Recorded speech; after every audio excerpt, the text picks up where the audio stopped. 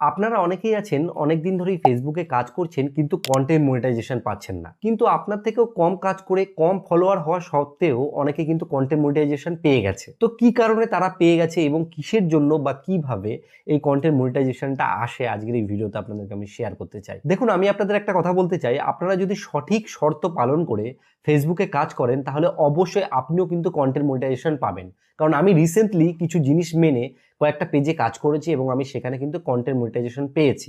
তো আমি আজকের ভিডিওতে আপনাদেরকে সেসব শর্ত সম্বন্ধে আলোচনা করব এবং কন্টেন্ট মনিটাইজেশন কিভাবে আসে এবং পেজে কোন কোন জিনিসের দিকে লক্ষ্য রাখতে হয়, সমস্ত কিছু আমি সহজভাবে আজকের ভিডিওতে শেয়ার করব। অনুরোধ করব ভিডিওটা একটু ধৈর্য ধরে টাইম নিয়ে দেখুন, কারণ আশা করছি এই ভিডিও থেকে আপনারা অনেক ইনফরমেশন পাবেন। তো চলুন বেশি দেরি করব না, আজকের ভিডিওটি শুরু করি। সবার প্রথমে যে কথাটা বলতে চাই, এই যে কন্টেন্ট মনিটাইজেশন, এটা একটা পেজে কিভাবে আসে। দেখুন, ফেসবুক তো ইন্ডিভিজুয়ালি সব পেজ বা প্রোফাইলকে তো রিভিউ করতে পারেন না, তাই না? কারণ দেখুন, পেজ আর প্রোফাইল কিন্তু সংখ্যায় অনেক হয়। লক্ষ লক্ষ পেজ কিন্তু প্রতিদিন ক্রিয়েট হয় এবং লক্ষ লক্ষ পেজে কিন্তু প্রতিদিন ভিডিও কন্টেন্ট এগুলো আপলোড করা হয়। এবং ফেসবুক যদি সেগুলোকে একটা একটা করে দেখে কন্টেন্ট মনিটাইজেশন দিতে চায় তাহলে কিন্তু তাদের প্রচুর সময় লেগে যাবে এবং এটা কিন্তু পসিবলও নয়। তো এই ক্ষেত্রে তারা কি করে, কিছু ক্রাইটেরিয়া ফিক্স করে রাখে তাদের সিস্টেমের মধ্যে বা অ্যালগোরিথমের মধ্যে। যে দেখা গেল যে এই পেজের মধ্যে যদি সমস্ত কিছু জিনিস ঠিক থাকে, যেমন প্রত্যেকটা শর্ত সে পালন করেছে, যেমন হতে পারে যে কমিউনিটি যে গাইডলাইনগুলো থাকে, ফেসবুকের যে নিয়মগুলো থাকে, সেই নিয়মগুলো সে পালন করেছে, সে রিউজ কন্টেন্ট দিচ্ছে না, সে কপি কিছু করছে না। তো রিসেন্টলি তারা একটা পোস্ট করেছিল ফেসবুক ফর ক্রিয়েটর বলে যে পেজটা রয়েছে, সেখানে তারা বলছে যে আপনাদেরকে কয়েকটা জিনিসের দিকে লক্ষ্য রাখতে হবে। সেটা হচ্ছে, প্রথমত আপনাকে অরিজিনাল কন্টেন্ট ক্রিয়েট করতে হবে, এটা একটা ব্যাপার রয়েছে। দ্বিতীয় যে কথাটা বলা হয়েছে সেটা হচ্ছে কি, যে কোনো কন্টেন্ট যখন আপলোড করা হবে সেটা যেন কোনো হার্মফুল কন্টেন্ট না হয়, কোনো সেন্সিটিভ কন্টেন্ট না হয় এবং যেন পরিষ্কার পরিচ্ছন্ন আপনার কন্টেন্টের মধ্যে থাকে। এগুলো মোটামুটি আপনারা প্রত্যেকেই জানেন। আরেকটা ব্যাপার যেটা থাকে সেটা হচ্ছে যে আপনি যখন কোনো ভিডিও আপলোড করছেন, যেন আপনার যে কান্ট্রি রয়েছে বা দেশ রয়েছে সেটাতে কন্টেন্ট মনিটাইজেশন যেন থাকে। এই তিনটে জিনিস ফুলফিল করলে আপনি কিন্তু কন্টেন্ট মনিটাইজেশন পেয়ে যাবেন। কিন্তু এরপরেও কিন্তু এই ব্যাপারটা ক্লিয়ার হয় না যে আপনি 100% গ্যারান্টি আপনি পাবেন কিনা। কিন্তু আমি কয়েকটা জিনিস এক্সপিরিয়েন্স করেছি, সেটা আপনাদেরকে শেয়ার করতে চাই। প্রথমত যে ব্যাপারটা সেটা হচ্ছে, আপনাকে লাস্ট 7 দিনের মধ্যে 3টে মতো লং ভিডিও আপলোড করতে হবে। আপনি যদি আপনার পেজের মধ্যে লং ভিডিও আপলোড করেন মাত্র 3টে সপ্তাহে, তাহলে কি হবে, আপনার পেজটা অনেকটা অ্যাক্টিভ থাকবে। এবং আরেকটা জিনিস যেটা করতে হবে সেটা হচ্ছে, আপনাকে 3টে রিলসও আপলোড করতে হবে। তাহলে 3টে 3টে 6টা হয়ে যাচ্ছে।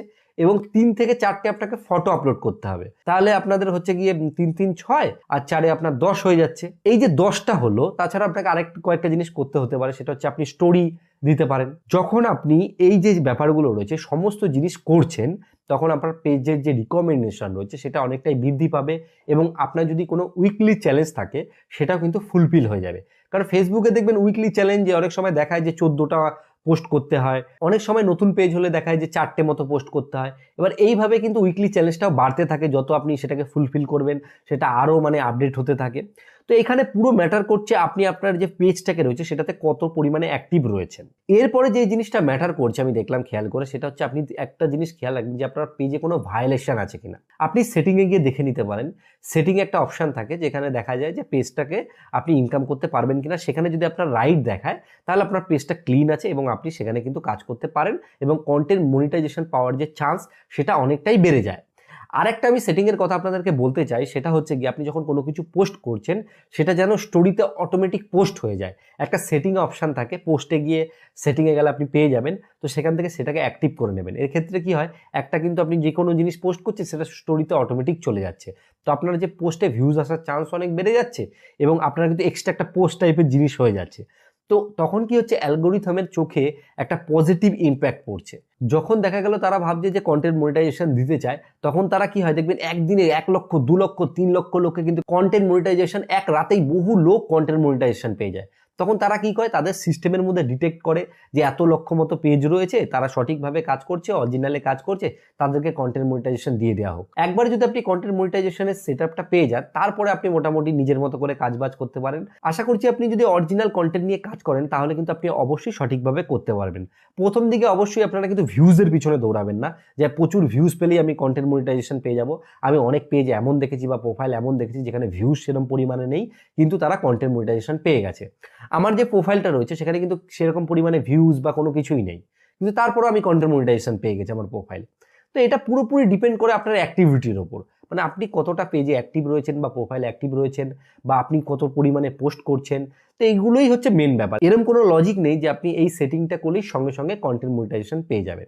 আর আরেকটা ব্যাপার আপনাদেরকে আমি শেয়ার করতে চাই, সেটা হচ্ছে আপনি কোয়ালিটি কন্টেন্টের দিকে ফোকাস দিন। মানে আপনি যে ভিডিওটাকে আপলোড করছেন তার যে মানে কোয়ালিটি রয়েছে সেটা মোটামুটি একটু ভালো রাখার চেষ্টা করবেন, এবং আপনার যে ভয়েস রয়েছে সেই ভয়েসটাকে ভালো রাখার চেষ্টা করবেন। যখন কোয়ালিটি জিনিস একটা প্ল্যাটফর্মে পড়ে তখন প্ল্যাটফর্মও চায় তাকে হেল্প করতে। কারণ দেখুন, আপনি যদি ফেসবুক থেকে টাকা ইনকাম করেন সেখান থেকে কিন্তু ফেসবুকেরও টাকা ইনকাম হয়। তো আপনার কন্টেন্টের উপর অ্যাড দিয়েই কিন্তু ফেসবুক টাকাটা ইনকাম করতে পারে।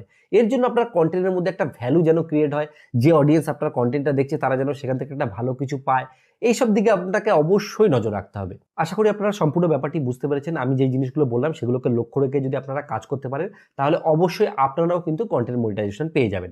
যদি আপনাদের এই ভিডিওটি ভালো লাগে অবশ্যই একটা লাইক করুন। লাইক করলে কি হয়, এই যে ভিডিও করার উৎসাহ এটা বাড়তে থাকে, এবং বন্ধুদেরকে শেয়ার করুন। শেয়ার করলে তাদেরও হেল্প হয়ে যাবে।